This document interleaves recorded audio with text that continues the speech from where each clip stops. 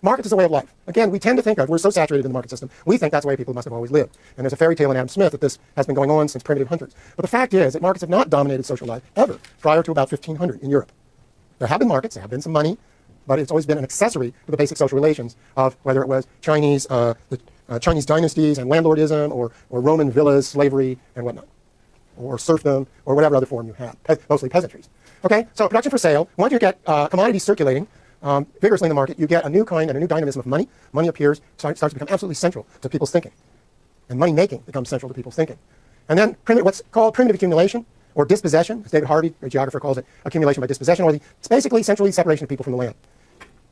And this is just a graphic of Indians being chased out of Plymouth by our ancestors, and then we celebrate Thanksgiving. But they were systematic. After they helped the Englishmen survive, and the Dutch, there was a combo there, survived the first harsh winter and so on, they were then steadily pushed off their land, which was turned into English land, which was turned into village and private land.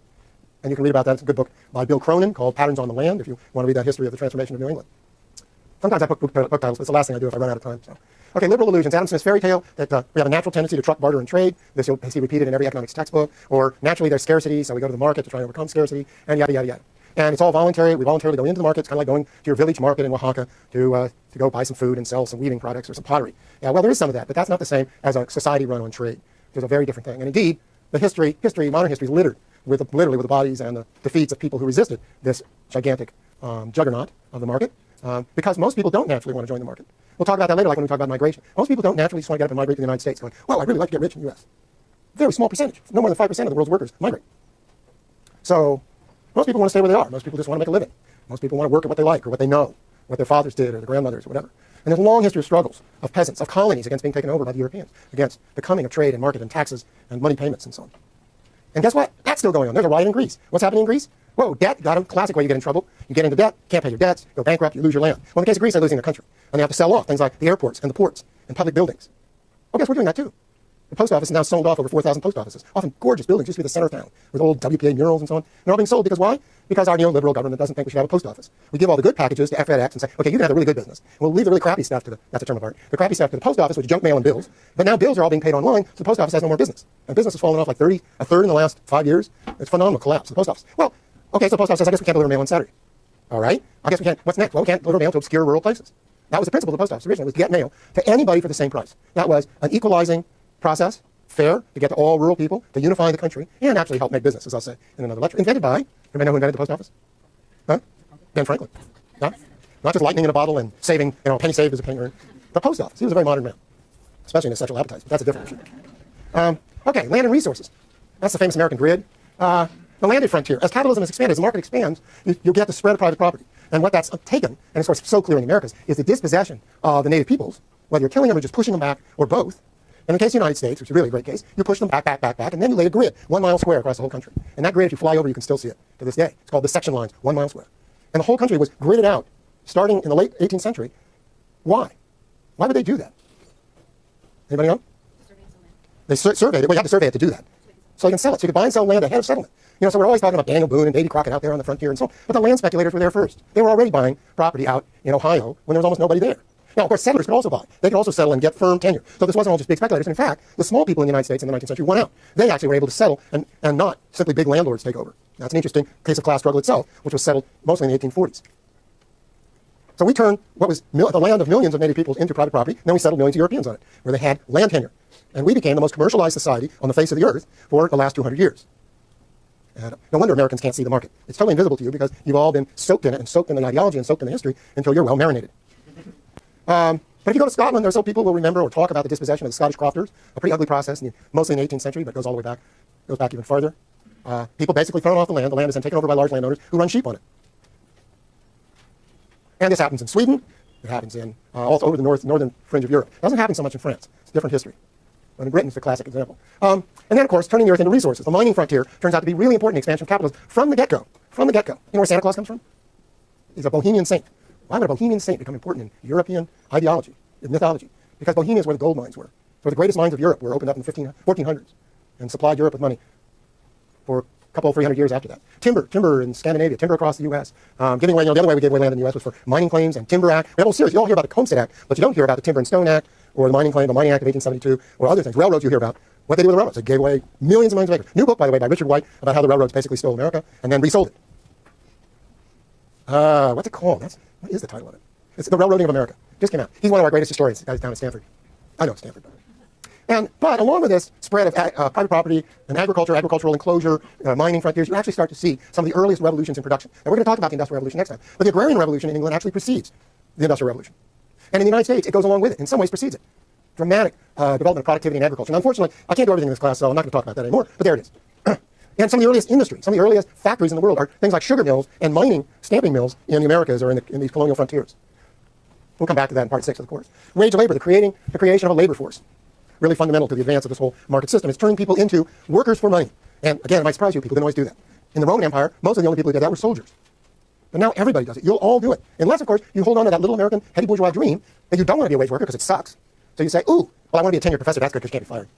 Or small business. I want to own my own business, right? I want to exploit myself better than someone else. Okay, so this is a world history of turning people into wage labor. Whether they're displaced farmers thrown out of the highlands of Scotland, or they're weavers who are defeated by early industrial production and are starving, so they have to go to work in farms or factories, or think of the mustering of slave labor in the New World. And this is an unprecedented kind of slavery. It's the worst slavery ever. There's no slavery in history that's probably as bad as this. No, I'm sure, on the scale, no way. So it isn't just slavery per se. It's slavery linked to the market, where there's no limit on how much money you can make out of people, and you can work them to death, and it doesn't matter. And of course, that's what they did to most people in the Caribbean. They worked them to death.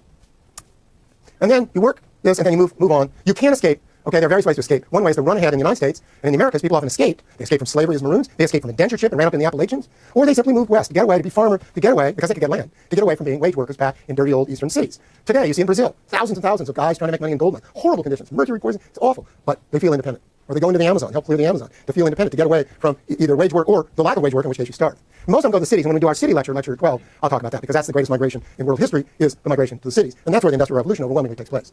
Okay, and finally, unleashing the genie. I don't want you to think I'm too dreary. I mean, I had a kid, so I love the Latin. I don't know about you. So you have to say that the market, the development of the market, for a variety of reasons, which we'll go into more another time, led to the social transformation, led to the sort of rationalization of production, led to a modern division of labor a la Adam Smith, and led ultimately to industrialization and rising productivity, and gives us the modern world. So the market is a foundation for giving us a modern world. It didn't do it by itself, as I will make very clear in the next 3 lectures, contrary to conventional economics, where it's just the market does everything magically for you. The market is just a condition. But it's an important condition. And it's still doing it. Here's per capita income growth in India. How do you explain that? Liberalization in India worked, though it had a foundation, and it's unleashed unbelievable growth rates in a place where a lot of people didn't expect it. Anyway, but once the genie's out of the bottle, all kinds of other things happen. The genie of the market is also what drove Columbus to go start slaughtering people in Hispaniola. And he was really good at it, by the way. He was a pretty brutal guy. And you could argue, that this leads to the development of even better modern warfare for conquest. It certainly leads to revolt and revolution from around the world against the conditions, those kind of conditions, given by the world market and world division of labor and also state control by foreign powers and so on. It gives us New World slavery, which, on its own would be pretty amazing, horrific achievement. One of the worst episodes of modern history, amongst many bad ones. And finally, it starts dissolving irretrievably the agrarian age that started 5,000, 10,000 years ago. Say 5,000 in Mesopotamia and other river basins. Settled agriculture, peasant agriculture, is almost gone today. And it's just steadily been eroded.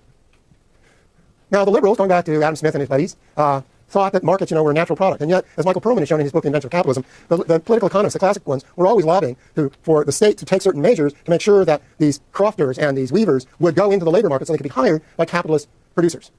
And they were very clear about this. And if it had to be done by law and by force, so be it. And indeed, it was done. Wonderful book, sort of, by Peter Leinenbach called The London Hanged, and how vagrancy. There were so many people who had been driven off the land or driven out of weaving and spinning who didn't have any work, who were starving, who were hungry, and took to the roads. Some of them were highwaymen, some of them were beggars, all of them were miserable, by and large. And what did Britain do about it? What did Parliament do about it in his wisdom? It started hanging them. And when the ones that didn't hang started exporting later to Australia, which explains a lot about Australia. Just kidding. So there's a lot of force. So getting people off the land, if you won't move, the landlord will come with his local army and make sure you're off. Also, there are ways you can do it through the market. You can force people to sell their land, to sell their produce, to sell their labor, simply by taxing them. And this was a standard colonial procedure. The French did it in Vietnam. It's a very effective way to get peasants who don't want to enter the market to be forced to enter the market, to make the money, to pay the taxes, not to lose their land, but many of them did anyway. And in some absolutely catastrophic cases, there's a wonderful book by Mike Davis, again, a wonderful, horrible book called Late Victorian Holocaust, about the conjunction of El Nino weather events and famine in China, India, and Brazil, and a little bit in Africa, I think he talks about. In the late 19th century, there were two horrendous famine events around the 1870s, 1890s. And what had happened under colonialism and the destruction of the Chinese state is that the granaries and the storage system, traditional storage systems, had gone away. And then in addition, while Indians were starving by the millions, the Brits were still exporting grain. And that's what the market will do for you. It'll export grain while people are starving. Guess what it's doing today? How many people are still starving in the world today? Maybe 1 billion? And yet, the world has more than enough food to feed everybody if you spread it around evenly. How can that be? Well, I buy a lot of food. It's got fish products and everything else in it to feed my dog. Because I've got money, so I can pay for it to feed my nice large dog. Very nice dog, by the way. I love my dog. But maybe those fish and the grain and so on should have gone to somebody who was starving. But no, that's not how it works under the market. So the market has some downsides, to say the least. It also has an irrational side. Liberal economics says that it's all equilibrium. But what I'm arguing here is it's all dynamism. It's about the changing of the world. It's about expansion. It's about taking apart old ways of life and turning them into new. And then, of course, starting to make all kinds of newer and newer and newer things, which end up with your iPhone. And so it's all to the good, sort of, right? So, but markets also fail, and there's whole literature on this, and I'm not going to belabor. But markets fail through monopoly, through herd effects. When we talk about finance, it's so clear. Everybody jumps on the bandwagon. They all believe that CDOs are a great investment, and it all blows up in their face. And then you go, oh, yeah, there's a little imperfection in the market. We didn't notice that. It's not perfect markets. Jonesing, try I'm up to date on my language. People, what they find, what luxury sellers find, is with growing inequality today, if you raise the price of a good, more people buy it. And that's what I call irrationality. That's not the way it's supposed to work in economics. And, of course, I had to throw this in about the guys who got the Nobel Prize for proving that markets didn't work because people were irrational. Wow. I mean, that works. I should get a Nobel Prize, but I won't. Okay, capitalism triumphed. Let's come to the 20th century. And I'll keep zooming along here. Capitalism seemed to be in trouble in the 20th century. After spreading around the world, European world conquest and world market, and so on, there's some real trials. And the European-dominated system collapses in a couple of world wars. Communism comes along and takes about half the people on Earth into another kind of economic system, not the market. And then it also doesn't seem to work in the third world. There's going to be awful lot of impoverished countries that are worse off with the world market, not getting better. So, capitalism triumphed. We'll talk about the American century, the Cold War divide, capitalism in Asia, and the new global division of labor. Okay.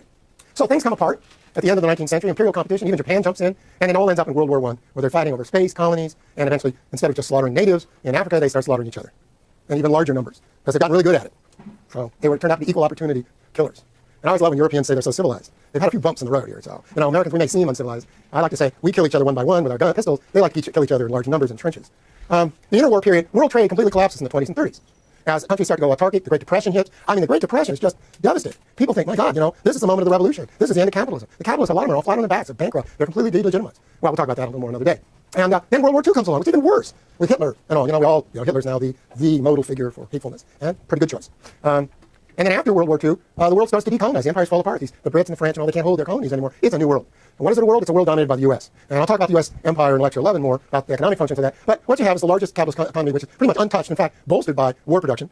Doesn't suffer much damage by European, Japanese standards, Chinese standards, mine. And the U.S. takes a new tack. It takes a tack not just to direct conquest, although we did do a little of that at the beginning of the 20th century with the Philippines, Puerto Rico, and so on, but mostly it's commercial. The U.S. takes this tack. No, it's all about spreading capitalism, spreading the market. That's the U.S. riff, spreading the modern way of life.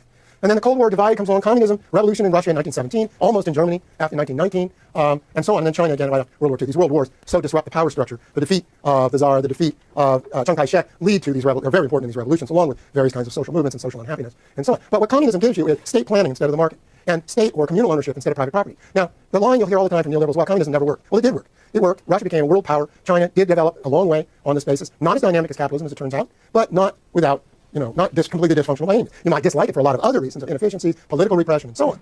And that's a good reason to dislike it. But the idea that communism never worked is crazy. And in fact, in the 1940s and 50s, right through the early 60s, a lot of the people in the capitalist world were afraid that communism worked better. There was a lot of discussion. Maybe it really did work better planning than the market. And that's all forgotten. Okay, the Cold War, these two worlds face off. There's all about the military and the bombs and the missiles and so on. So we won't go into that. But a lot of it's a fight over the former colonies. Which way are you going to go? You're going to go market? You're going to go capital? Or are you going to go communist? And they're fighting constant rush wars around the world over that. Well, to fight back the communist menace, the U.S. does a number of things, which are going to turn out to be very important in the reindustrialization of Europe and Japan, which I'll talk about next time. The Marshall Plan, corporate investment in Europe, the occupation and rebuilding of the political structures of Japan and Germany and so on. And the U.S. oversees an expansion of the world market. Now, the world market collapsed after World War I. And slowly and steadily, the U.S. oversees a rebuilding through these trade agreements, lowering tariffs, and the dollar being the anchor for world trade. And, of course, once again, the center of capital and of commerce and of world trade and of world finance shifts to New York. Once again, the center shifts. Always these geographic shifts as the United States steps to the fore. Capital, but now what happens in your time, what you've probably been witness to, I mean, not some of you were too young to witness 1989 and 90, of course, well, most of you are, but communism collapses in Russia and the USSR, the Russian tributary states of Eastern Europe and Central Asia. Eastern Europe breaks free, then it's declared an end to communist rule in Russia. The Central Asian states break away, they form their own republics, and so on. And China, meanwhile, starts to transition out of Maoism after the death of Mao under the leadership of Deng Xiaoping, the reformism that leads to the Chinese miracle. And yet, funny thing, in China, the Communist Party is still in power. So very different situation.